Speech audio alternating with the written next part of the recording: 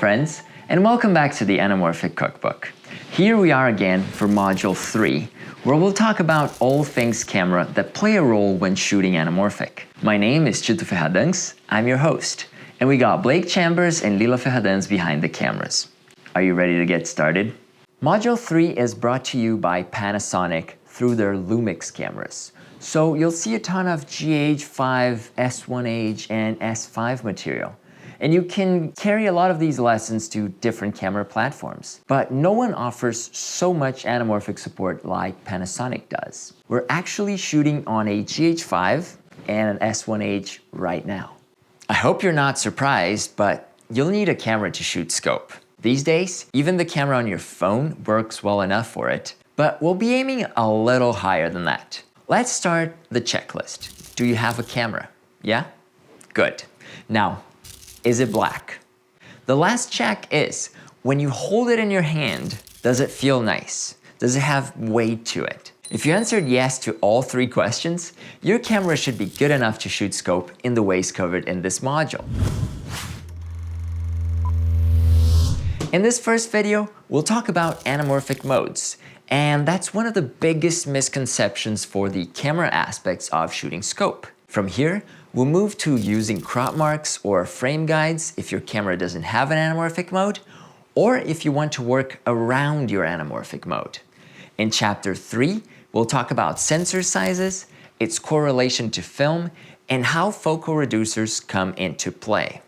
Chapter 4 gets a bit more technical on the advantages of mirrorless over DSLRs, where we'll discuss flange distances and mount types. On Chapter 5, we'll look at monitoring a de-squeezed image, either in camera or on an external monitor, and what you should do to make sure you're stretching it out properly. The last chapter in this module will make a strong case for why the offers the best bang for the buck when it comes to anamorphic shooting among all cameras out there at the moment. So, anamorphic modes. Every other day, I get messages from people informing me they can't use 2x lenses because their camera does not have an anamorphic mode.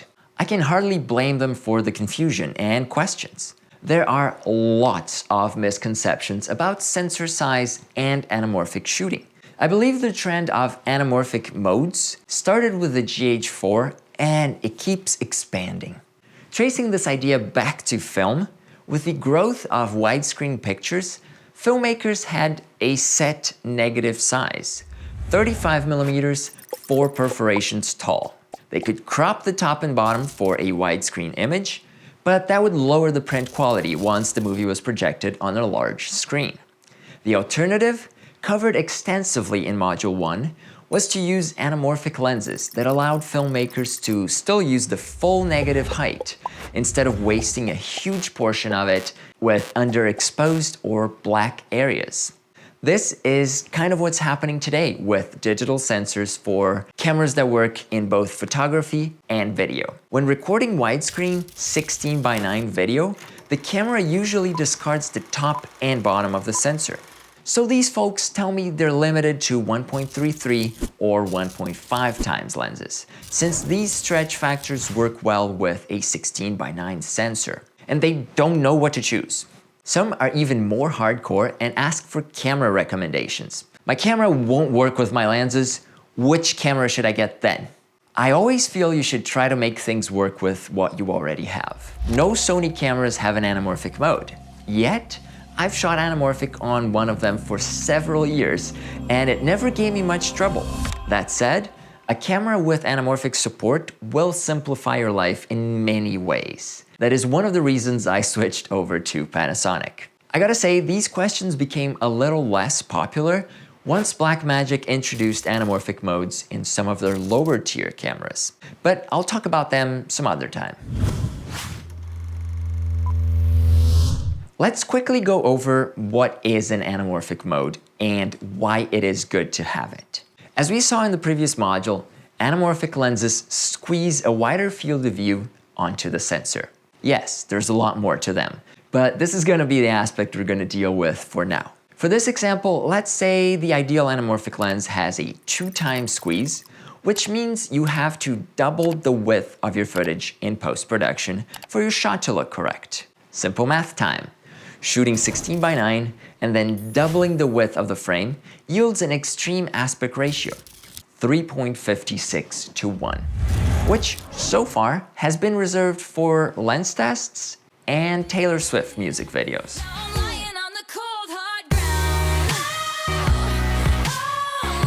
Cameras with anamorphic modes allow you to record different ratios directly from the sensor, not necessarily 16:9. The GH4 I mentioned earlier was the first to allow a 4:3 recording aspect ratio, while Blackmagic now offers 6:5 aspect ratio as well. When using a 2x scope, 4:3 becomes 2.66:1, and 6:5 becomes 2.4:1, a hair wider than the SMPTE's 2.39:1.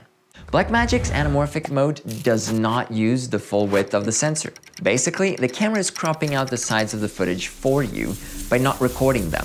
Is that what an anamorphic mode represents? Not really. So, what should an anamorphic mode look like? There's a difference between Panasonic's and other makers' approach to anamorphic modes. Panasonic's GH series has a 4:3 sensor, which is perfect for anamorphic. Instead of cropping the sides of the 16:9 video area to smaller 4:3 aspect ratio, they figured, why not let people record the entire sensor area? And this leads us to the actual advantages of their anamorphic modes, offering a bigger recording area against its alternatives. The S1H and the S5 both offer an anamorphic mode sized almost like 35mm Academy, although these are full-frame sensors. One of the advantages of this simplistic crop into the sensor mode is that it makes more efficient use of the available area, especially considering that most anamorphics are designed for Super 35. Thereby, a sensor crop requires substantially less or no crop in post-production. If we're shooting for a 2.39 delivery, but our acquisition aspect ratio is 3.56:1, we still have to crop these sides out. While if we're shooting 2.66:1, there's just a tiny bit that needs to be cropped. This optimized use of the sensor area allows for better results when it comes to rolling shutter and also for the camera's bitrate over the final image area. If you're not super sure on how bitrate and compression works, there's a video in this class references about it. Considering an all-eye approach, where every frame recorded is self-contained, you have a limited amount of data that can be written to the card over a set amount of time. Let's say our max is 150 megabits over 1 second. We can easily extrapolate that into how much data goes into every single frame by dividing 150 by 24 frames per second. That's about 6.25 megabits per frame. And this value is spread out among all the pixels. Ultimately, if you have a larger area, there's less bits per pixel, while using a smaller area yields more bits per pixel and more precise results. The way this was shown is obviously an exaggeration, but you get the idea. The concept works in the opposite direction when shooting film, where the amount of information held by each frame is finite and determined by the size of the silver crystals in the photographic emulsion. That's just a fancy way of saying film without saying film. A Super 35 frame is smaller than a 65mm frame, for example, which means that if we have the same shot on both formats, conformed to the same delivery size, the Super 35 shot will have a smaller data rate than the 65mm shot, since you have more silver halide in the 65mm film.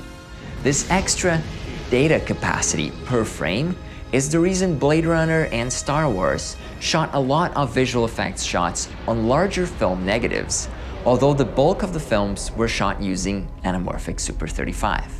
Once post-production starts to fiddle with the data contained in this larger negative, the image is cleaner and allows for a more intense manipulation without obvious degradation. The biggest advantage of a proper anamorphic mode is that it can offer a better use of the sensor area when compared to 16:9 video. The difference is easy to see on the GH5, BGH1, and other cameras that record open gate. This gives you a wider field of view in all directions, plus a little more vertical resolution. When writing this, Blake and I spent 20 minutes arguing why more height is better. So this is it.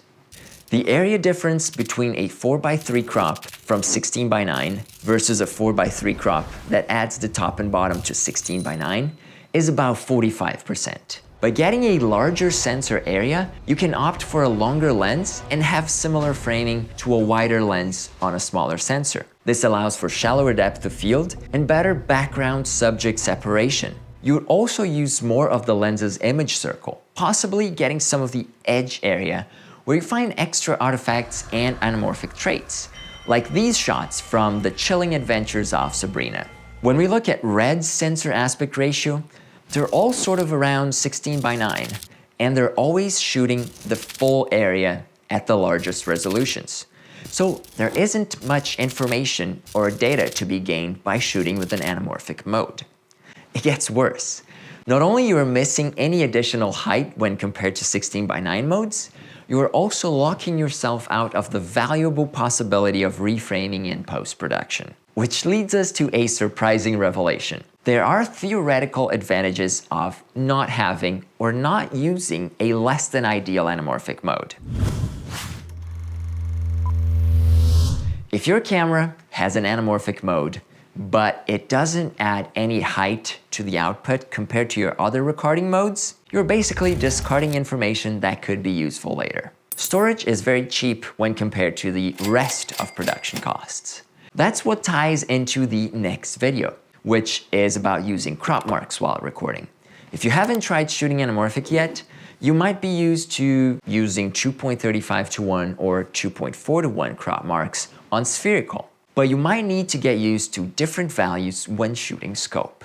I hope I cleared up all the confusion about anamorphic modes. Now we understand why it's nice to have some extra height on the sensor instead of cropping into the regular video area. I'd love to hear your thoughts and questions in the comments below.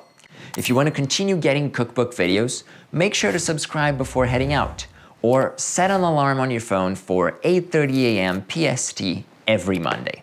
This is it for this video, and I'll see you in the next one. Chita Verheddings, out.